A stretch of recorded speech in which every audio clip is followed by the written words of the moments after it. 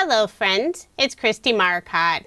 It's time for video number 8 in my Tulip card series.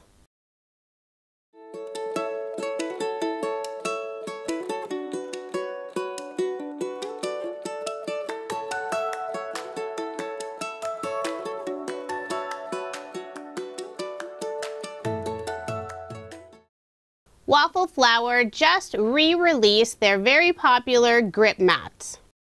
They sent me 2 of them to try. I have the Stamper Bundle, the 6.5 by 8.5 size, and the 4.75 by 6 inch size. And both of these are designed to fit inside the MISTI.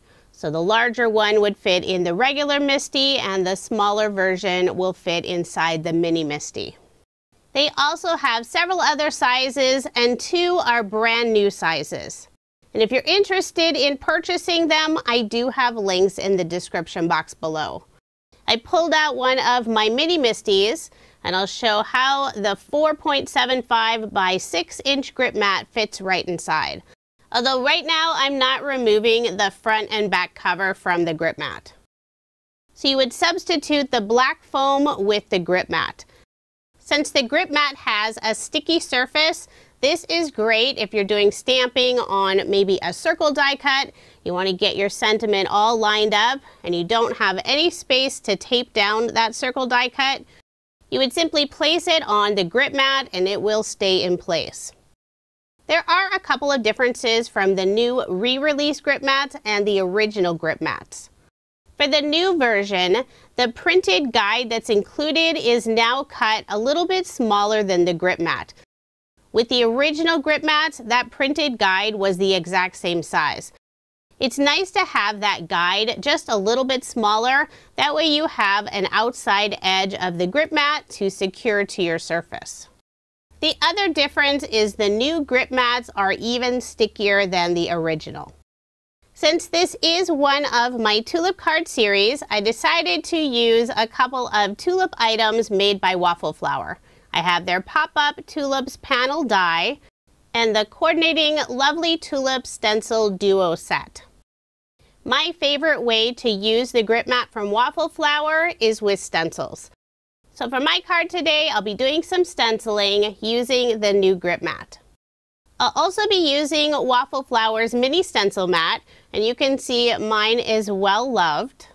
I believe one of their grip mats is designed to work with their mini stencil mat, but I'll be using the 4.75 by 6 inch grip mat. And you'll see that this works just fine. Now, as I mentioned earlier, the new grip mat version is super sticky, so it is a little bit harder to remove that front and back cover sheet. I'll place one of the printed guides on the back side, so now I can see all of the measurements. I'll place the grip mat in the upper left-hand corner of my mini stencil mat. I've already gone ahead and used the die on some smooth white cardstock. The grip mat works best with smooth cardstock. So if you have a textured cardstock like watercolor paper, it's not going to hold it as well. After securing my die cut panel on the grip mat, I'll line up the first layer of the stencil. And this one features the blossom of all of the tulips. Since there is an area of the grip mat that goes around my cardstock piece, that's where I'll press down the stencil. And then I'll do a little test in the upper right-hand corner, just making sure it's secure and that stencil is not moving anywhere. The ink color I'm using for the tulip blossoms is Distress Oxide Picked Raspberry. I love this beautiful pink color. Once I've stenciled all of the tulips, I'll remove the stencil. You can see that it came off very easily and it never moved while I was stenciling. Now I'll line up the second stencil layer, and this one has all of the leaves for the tulips. The ink color I'm using is Distress Oxide Twisted Citron. I'm using an ink stand to hold the ink pad. It has little silicone feet on the bottom. That way I don't need another hand to hold the ink pad. Another option would be to use a larger grip mat and use some of the leftover area to hold your ink pad in place. With the grip mat being so sticky, it'll easily hold an ink pad. I'll finish up the final row of leaves. Then I'll remove the stencil. And I'm trying to be careful not to touch the ink on the stencil and then touch my die cut piece. I love how this turned out. That bright pink and green looks so pretty together. Now, one thing that's so unique about this die, it's actually a pop-up die. So the tulips aren't fully cut out, the very center is still attached. And you have the option of gently pulling up the leaves and the tulip blossom. And I'll be doing that for this card. It'll give the card the look of dimension, but if you are mailing it, it will still lay flat. Waffle Flower has several dies with that pop-up feature, which is really fun.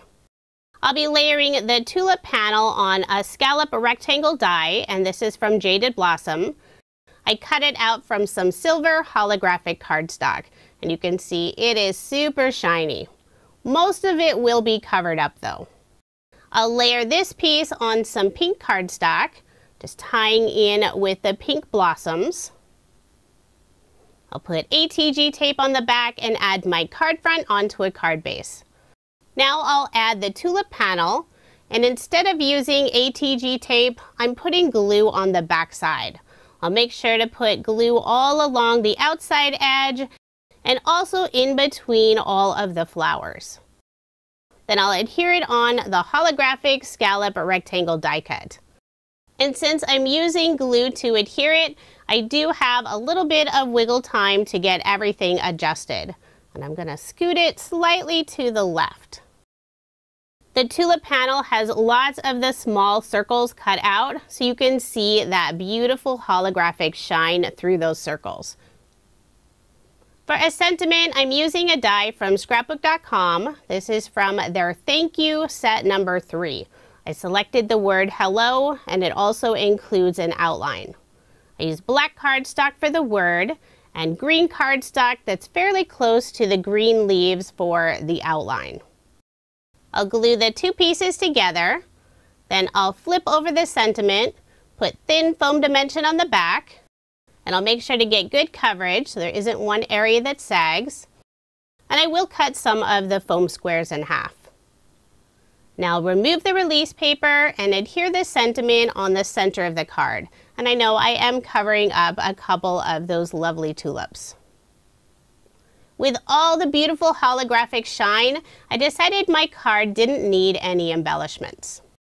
So there is my finished card, and I did end up making 3. For the second card, I used white shimmer cardstock for the background. I did use the same ink colors, but you can see they're just slightly different.